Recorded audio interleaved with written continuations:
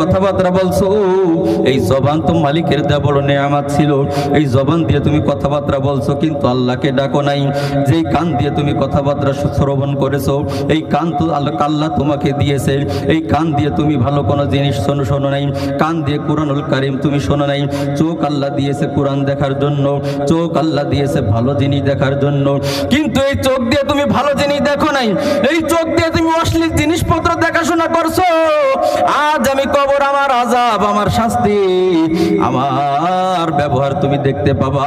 এই কথা বলার সঙ্গে সঙ্গে কবর এমন ভাবে চাপ দেওয়া শুরু করবে, ওই কবরে মাটি ডান পাশের মাটি বাম পাশে চাপ দিবে, ডান পাশের মাটি ডান পাশে চাপ বাম পাশে চাপ দিবে।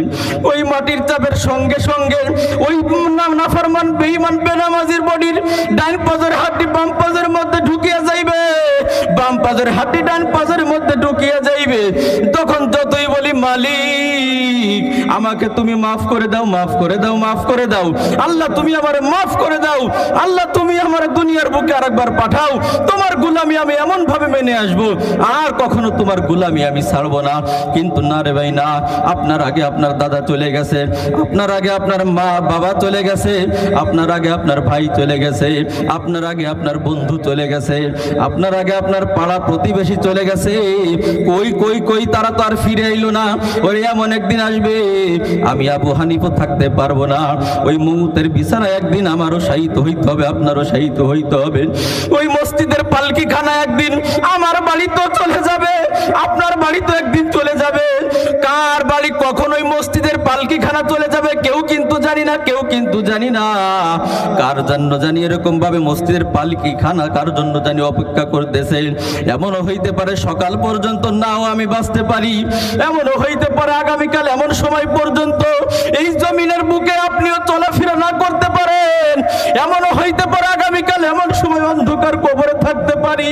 ভাই একটু চক্ষু বন্ধ করে দিয়ে ভাবেন যে হায় হায় আমি এখন এই মুহূর্তে এইখানে বসে আছি, আগামীকাল এরকম ভাবে যদি অন্ধকার, যদি আমি আজকে রাত্রে মারা যাই, আগামীকাল এমন সময় আমার আমার বডি থাকবে কবরে। ভাই এই যে আজকে তো একটা মানুষকে দাফন করে আসলেন, অনেকেই দাফন করছেন, একটু চিন্তা করেন তো ওই ব্যক্তি এখন কেমন অবস্থায় রয়েছে, ভালো অবস্থায় না খারাপ অবস্থায় কেউ জানি না। তার জায়গায় যদি আমি থাকতাম অথবা তার জায়গায় যদি আপনি থাকতেন, একটু চিন্তা করেন এখন কি করতাম। হ্যাঁ, যখন বেনামাজি অবস্থায় অন্ধকার কবরে চলে যাব, এমন কান্নাকির আসবে, আইসা বলবে মান রব্বুকা, তোমার রবকে, মান দিনুকা, তোমার দিন কি, মান নবিয়ুকা, তোমার নবীকে। তখন জবান দিয়ে কোনো বেনামাজির জবান দিয়ে কোনো কিছু বাইর হইতে পারবে না। লা ইয়াদরি লা ইয়াদরি, আমি কিছু জানি না, আমি কিছু জানি না, আমি কিছু জানি না।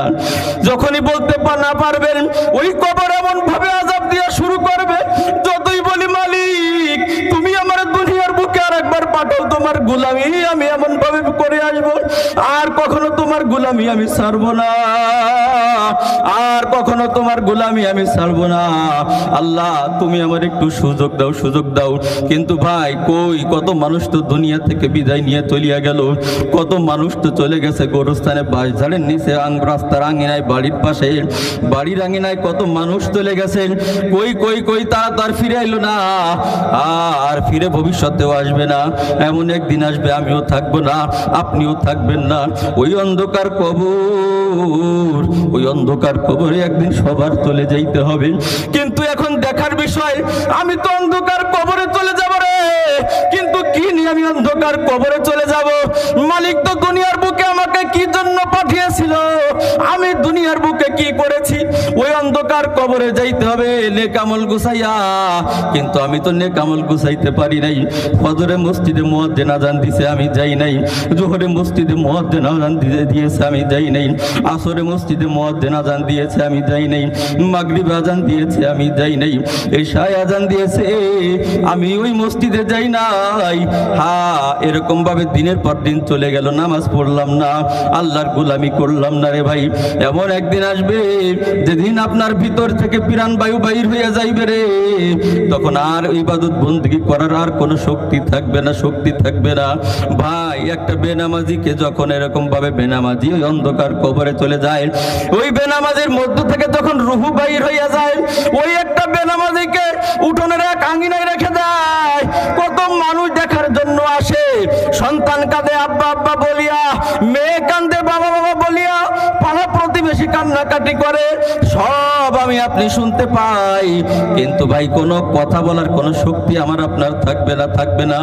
একটা বেনামাজির বডির উপরে যখন হালকা উমা উমা গরম পানি দেওয়া হয়, ওই বেনামাজির বডি বলতে থাকে, হে গোসল করনেওয়ালা, আমার শরীরের উপর তো এত গরম পানি দিও না। আজরাইল আলাইহিসসালাতু ওয়াসসালাম আমার ভিতর থেকে জান থাবা মেরে বাহির করে নিয়ে গেছে, আমার সমস্ত শরীর ব্যথা হয়ে গেছে, আমি সইতে পারি না, সইতে পারি না, সইতে পারি না, আমার উপরে এত গরম পানি দিও না। ও গোসল করনেওয়ালা, আমার বডি এরকম ভাবে নড়াচড়া করিও না। আজরাইল আমার ভিতর থেকে রূহ টান মাইরা বাহির করে নিয়ে গেছে রে, আমার সমস্ত শরীর ব্যথা হয়ে গেছে, কেমন যেন 70,000 বর্ষি আমার কলিজায় লাগায় টান মারতেছে, এরকম আমার এরকম নড়াচড়া করিও না। বাইরে একটা বেনামাজিকে যখন গোসল করানো হয়, কাফনের কাপড় পরানো হয়, জানাজা শেষে ওই অন্ধকার কবরে গোরস্থানের দিকে নিয়ে যাওয়া হয়, ওই বেনামাজি এত জোরে চিৎকার চেঁচামেচি করতে থাকে, হাদিসের মধ্যে আসছে ওই চিৎকারের আওয়াজ, ওই চিৎকারের আওয়াজ যদি দুনিয়ার কোন মানুষের কান পর্যন্ত আসতো, মানুষের কানের পর্দার সাথে সাথে ফাইটে যাইতো।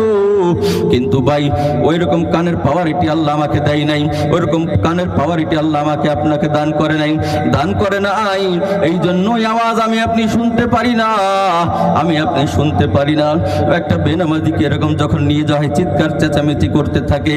হ্যাঁ, যখন অন্ধকার কবরে যখন নামানো হয়, দুইজন ব্যক্তি নামে, ওই দুইজন ব্যক্তি যখন নামে, একজন উঠে যায় প্রথমে, যদি সন্তান উঠে যায়, ওই বডি বলতে থাকে, সন্তান তোর জন্য আমি কত কিনা করছি, আমি তোর বাবা, তুই যখন এরকম ভাবে ছোট ছিলি, তোরে আমি ঘাড়ে করে আমি তোরে বাজারে লইয়া গেছি, আমি তোর এরকম মাঠে লইয়া গেছি, আমি তোরে ঘাটে লইয়া গেছি, আমি তোর বাবা, আমি নিজে না খাইয়া তোরে আমি খাওয়াইছি।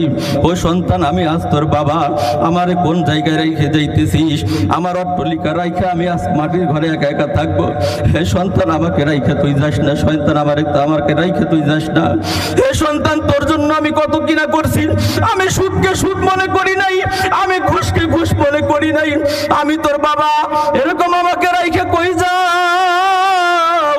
এরপরে যখন আর একজন মানুষ উঠে যায়, উঠে যাওয়ার পরে যখন পাশে চালিয়ে একটার পর একটা, একটার পর একটা, একটার পর একটা, একটার পর একটা দিতে থাকে, তখন ওই বডি বলতে থাকে, হে দাফন করনেওয়ালারা, আমার শরীর এরকম ভাবে ঢাকিস না, আমার বাড়ি, আমার ঘর, আমার কবর এরকম ঢাকিস না রে, ঢাকিস না। আস্তে আস্তে আমার কবরটা অন্ধকার হয়ে যাইতেছে, আমার কবর অন্ধকার হয়ে যাইতেছে, আর ঢাকিস না, ঢাকিস না। হে সন্তানেরা, হে দাফন করনেওয়ালারা, এরকম বাঁশের চালে উপরে দিছ, হালকা টিপু টিপু টিপু টিপু আলো ভিতরে আসতেছে, এটাও বন্ধ করো না, বন্ধ করো না। যখন চাটই দেওয়া হয়, তখন ওই বডি বলতে থাকে, দাফন করনেওয়ালা, কিসের যেন গুরুম গুরুম, কিসের যেন গুরুম গুরুম আওয়াজ আসতেছে। ওই বেনামাজিকে যখন কবরে রাখা হয়, জাহান্নাম গুরুম গুরুম আওয়াজ দিয়ে আসে। তখন ওই বেনামাজি বলতে থাকে, হে দাফন করনেওয়ালা, আমার এরকম ভাবে ঢাকিস না, ঢাকিস না। আস্তে আস্তে আমার বাড়ি, আমার ঘর এরকম অন্ধকার হয়ে যাইতেছে, আর ঢাকিস না, ঢাকিস না, আর ঢাকিস না। যখন দাফন করনেওয়ালারা দাফন শেষে এরকম 40 কদম হাঁটা সময়টা অতিবাহিত যখন হয়ে যায়, ওই সময় অতিবাহিত হয়ে যাওয়ার পরে তখন ওই মুনকার নাকির এসে বলে, মান রব্বুকা, তোমার রবকে, মান দিনুকা, তোমার দিন কি, মান নাবিয়ুকা, তোমার নবীকে। তখন বেনামাজি কোনো উত্তর দিতে পারবে না, বলবে, আমি জানি না, আমি জানি না, আমি জানি না, আমি জানি না, আমার রবকে আমি জানি না, আমার রবকে আমি জানি না, আমার দিন কি ছিল আমি জানি না, আমার নবী কি কে ছিল আমি জানি না। তখন তুই কবরে আযাব শুরু করে দিবে। ওই কবরের আযাব সহ্য করার মতো শক্তি কোনো দুনিয়ার কোনো মানুষের নাই। যতই এমপি বলেন না কেন, যতই মন্ত্রী বলেন না কেন, যতই মাতুব্বের সর্দার বলেন না কেন, যতই টাকাওয়ালা পয়সাওয়ালা বলেন না কেন রে, ওই অন্ধকার কবরের আযাব কেউ ভক্ষণ করতে পারবে না, সহ্য করতে পারবে না। এই যে টাকা পয়সা, অর্থ সম্পদ, প্রভাব প্রতিপত্তি, কোনো কিছু যাবে না, শুধু যাবে নেক আমল। জোরে বলেন কি যাবে? জোরে বলেন কি যাবে? আমল সে जिंदगी बनती है, जन्नत भी जहन्नम भी, अमल से जिंदगी बनती है, जन्नत भी জাহান্নাম বি। ভালো আমল করলে জান্নাত পেয়ে যাবেন, বদ আমল করলে জাহান্নাম ছাড়া কোনো উপায় নাই। এই জন্য ভাই দুনিয়ার বুকে আমরা বসবাস করি, চলাফেরার সময় অনেক গুনাহ হয়ে যায়, আল্লাহর কাছে মাপ চাইতে হবে।